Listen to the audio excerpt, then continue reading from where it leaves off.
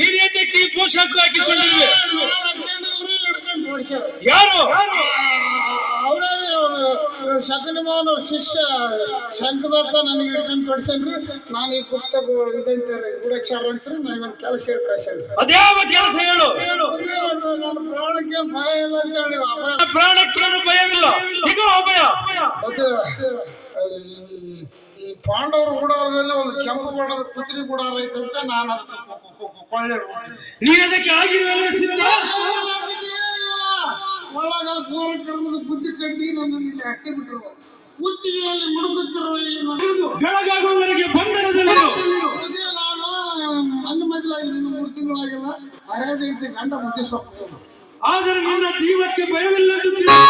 ಪ್ರೇಮಗೆ ಬಿದ್ದಿಯ ನಾಶ